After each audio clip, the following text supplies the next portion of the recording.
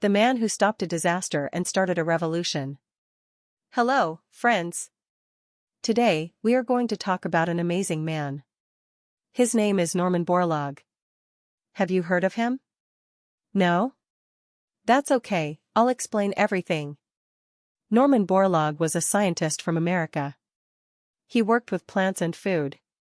People say he saved billions of lives, yes, billions. But some also say he caused big problems. How can one man do both? In this story, we will learn who Norman was, what he did, how he helped the world, and why some people worry about his work. It's an exciting tale about food, science, and the future. Let's begin. Who was Norman Borlaug? First, let's meet Norman. Picture a boy growing up on a farm. He's in Iowa, a place in America with lots of fields. The year is 1914, long ago. Norman loved the farm. He saw corn grow tall. He saw wheat turn golden. But he also saw something sad. Sometimes, there wasn't enough food. Families went hungry. Why? Because plants didn't grow fast enough or strong enough. Norman asked, how can we make more food? He went to school to find out.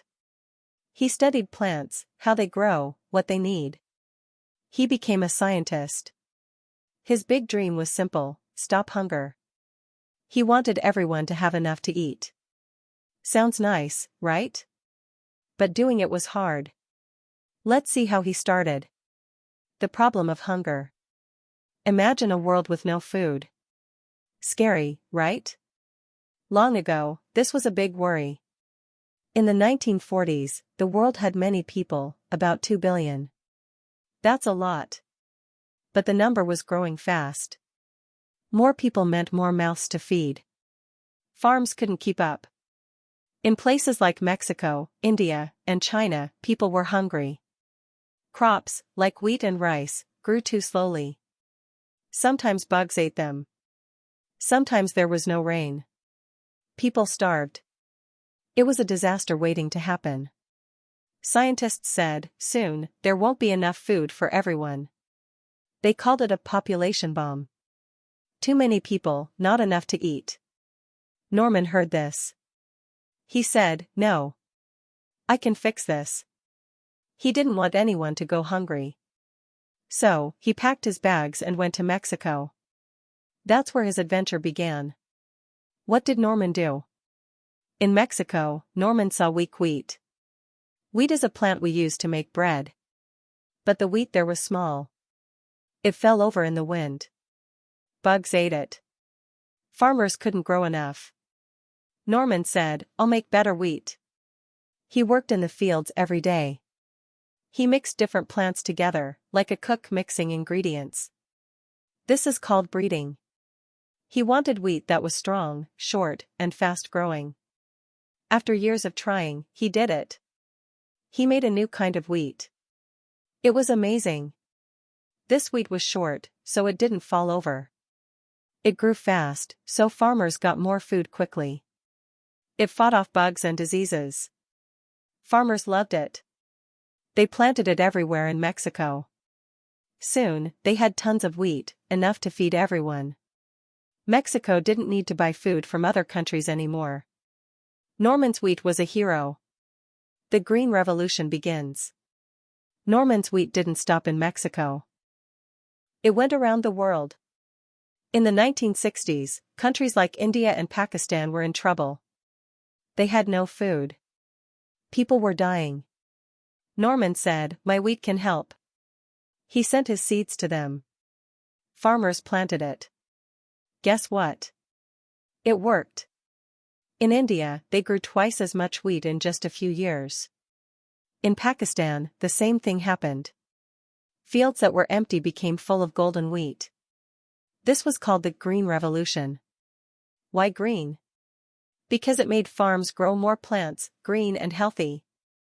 Norman's ideas spread to rice, corn, and other crops, too. Countries that were hungry started to have enough food. Scientists say Norman saved 1 billion lives, maybe more. Imagine that, 1 billion people eating because of one man's work. That's like saving the whole world, almost. How did he do it? Let's talk about how Norman made this happen. First, he used science. He didn't just guess, he tested. He tried mixing plants thousands of times. If one didn't work, he tried again. He was patient, like a teacher waiting for a student to learn. Second, he worked with farmers. He didn't stay in a fancy office. He got dirty in the fields. He listened to what farmers needed. Third, he used new tools. His wheat needed water and special chemicals called fertilizers. Fertilizers are like vitamins for plants, they make them grow big and strong. Farmers built canals for water. They spread fertilizers on the fields. It was hard work, but it paid off. The plants grew taller and faster than ever. It was like magic, but it was science. The good things. Norman's work changed the world. Let's look at the good parts. First, no more hunger in many places. In India, people used to wait for food ships. After Norman, they grew their own. Second, more people could live.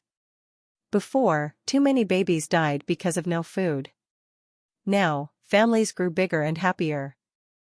Third, countries got stronger. They didn't need help from others, they fed themselves. Norman became famous. In 1970, he won a big prize, the Nobel Peace Prize. Why peace? Because stopping hunger stops fighting. When people have food, they don't argue over it. Norman was a hero to millions. People called him the man who fed the world. Pretty cool, right? The problems. But wait, not everyone was happy. Some people said, Norman, your work has problems. What problems? Let's see. First, the new plants needed lots of water. In dry places, this was hard. Farmers had to dig canals or pump water. Sometimes, there wasn't enough. Second, fertilizers cost money. Poor farmers couldn't buy them. Only rich farmers got richer. Poor ones stayed poor. Third, the chemicals hurt the land. Fertilizers and bug killers went into rivers. Fish died. Soil got tired, like a person who works too much. Some said, this isn't good for nature. Fourth, more food meant more people. The population grew even faster. Some worried, will we run out of space one day? So, Norman saved billions, but he started new troubles, too. Did he kill millions? You might ask, did Norman kill millions? Not directly, no. He didn't make weapons or hurt people. But some say his work had a dark side. How? The chemicals from his farming went into water and air. In some places, people got sick from dirty water. Nature changed, birds and bugs disappeared. More people living meant more cities, more cars, more pollution. Some blame Norman for this. Others say, no, that's not fair. Norman didn't mean to harm anyone. He wanted to help. The problems came later, from how people used his ideas. It's like giving someone a tool, they can build a house or break something. Norman gave the world a tool. Was it his fault if some used it badly? Why do we still talk about him? Today, Norman's story is big. People make videos about him, like this one. Scientists study his work. Why? Because food is still a problem. The world has 8 billion people now, April 2025. We need more food every year. Norman showed us how to grow it. But we also learn from his mistakes. How can we farm without hurting the earth? How can we help poor farmers, too? Norman died in 2009, but his ideas live on. Some call him a saint. Others call him a puzzle, a man who did good and bad at the same time. What do you think? His story makes us ask big questions. Can science save us? Can it hurt us?